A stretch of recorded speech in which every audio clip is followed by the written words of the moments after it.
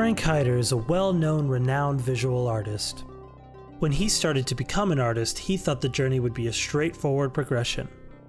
Over the years, he has discovered that the road has many twists and turns, numerous hills and valleys, and countless challenges.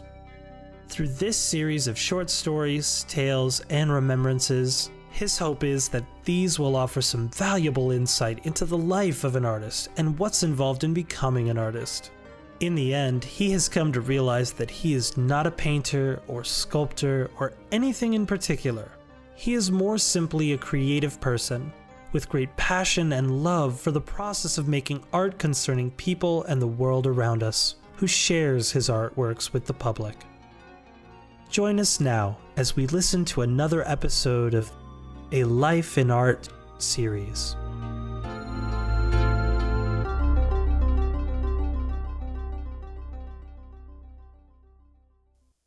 If you look up the word gallery in the dictionary, it'll give you a very simple explanation of what a gallery is. If you talk to different artists, they'll explain their impression of what a gallery is. And if you talk to collectors or the buying public, they'll give you a different explanation of what a gallery is. Well, I've always seen the gallery as being a very essential part of what I do, because I love making art. I love being part of the creative process, but when it comes to selling art, that's really not something I feel terribly comfortable about. I never want to be making a piece of art thinking this I'm going to make and sell.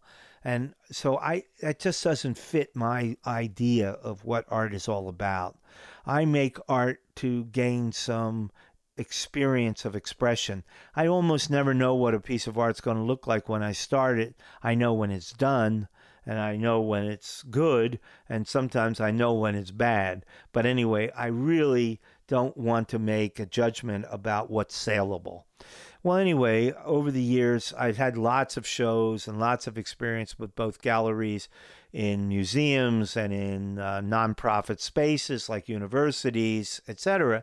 But when I came back from my year in Venezuela as a Fulbright, I had spent a lot of time talking to a Venezuelan artist who convinced me that a gallery might be something that could be more than just all of the things that I had experienced. And so when I came back from Philadelphia to Philadelphia, I began to imagine what I could do. And my wife and I had committed to developing and expanding our building on 2nd Street and adding 3.5 floors to a 1-story building. And in that process, I came up with the notion, well, why don't we incorporate an art gallery in the 1st floor and basement space? So I spent a lot of time and money getting the basement dug down so it was 10 feet deep and it was big enough to use as an exhibition space.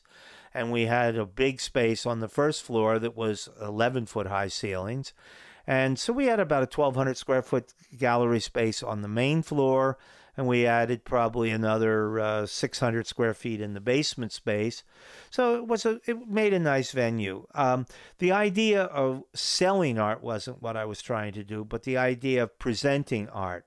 My particular interest at the time focused on art that was mixed media. So we set as a goal as a gallery the notion of art made in unusual ways. So I knew an artist I had met who had been my graduate student assistant at the University of Pennsylvania, who carved really interesting portraits out of telephone books.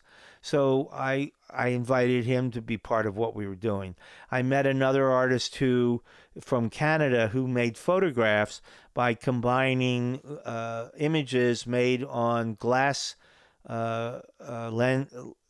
plates in the early 1900s and going to the same place and shooting modern images, and then in Photoshop combining the past with the present and creating very interesting images.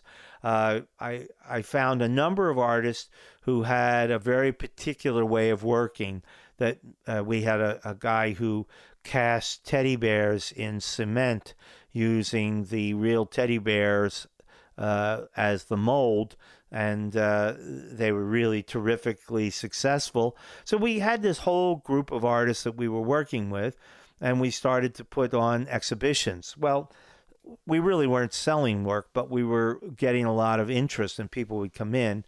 And so two things occurred to me. One of the things was there was starting to be a lot of art fairs, and some in New York and some in Miami, and having a gallery was a way to get into the art fairs. So we could get a small space and take this work to art fairs and see if we could sell it. And I'm glad we did that, because that was really where we found our audience. We could sell the work much easier than we did in Philadelphia. And the other thing that we were doing was that I was able to talk to different institutions, so we could do a show in conjunction with the Philadelphia Museum of Art, or with the Brandywine Archive, or with the Taller Puertorriqueño, or the Philadelphia Print Club, etc.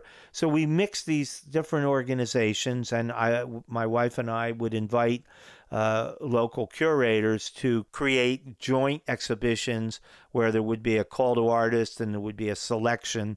So the gallery, every month we mounted a different show. We always had great attendance. It was well respected. Sales were always the weakest part of what we were doing, but we had a really great kind of dialogue with the viewing public. I also had learned from my years in art gallery experience that art galleries were big spaces that you could actually rent out for special events. So if somebody was wanting to have a special party, you could rent that space. And we discovered a group that wanted to have entrepreneurial workshops for African American entrepreneurs. So they rented the space once a month for a day, and would use the gallery. The work would still be on the wall, and they would bring in their workshops and do their workshops. And it was another way of helping to pay the bills. So doing the art fairs, we started doing in 2004. We went to Miami for our first one. Then we were doing them regularly in New York, and sometimes doing as many as 5 fairs in a year. We did some in faraway places like Houston and in Scottsdale, Arizona. We did them in Caracas. We went to London. We did a number of art fairs, Miami, etc. And it was really a great bonding experience, and introduced us to numerous galleries from all over the world: Spain, London, South America, Asia, where our artists could fit into their work, or their artists could fit into our work. And it really was another whole new network, one that really I was not aware existed before that time. And so the notion that a gallery is just a showroom where you sell is certainly a viable notion, and that's some people's impression. But it can be much more. We actually did a show in the gallery where we had an artist whose work had been about painting a particular neighborhood in the city of Philadelphia. So what we did was we got several other artists whose work had been involved with the inner city neighborhood. And then we got a couple of writers from the Philadelphia Inquirer, the critic for the architecture section, and then a writer, a sociologist who wrote books on urban renewal. And we put together a conference that took place in the gallery. So we had the show on the wall, we had talks given by all of these presenters, and it was another way of bringing people into the space. So the notion of a gallery is not a fixed thing. It can be very flexible, and it can be really many different kinds of formats. In my experience, it doesn't have to just be about making sales.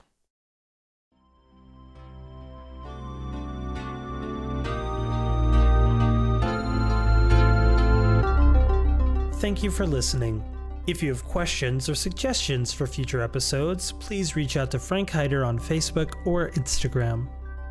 We hope to see you at one of the next A Life in Art episodes.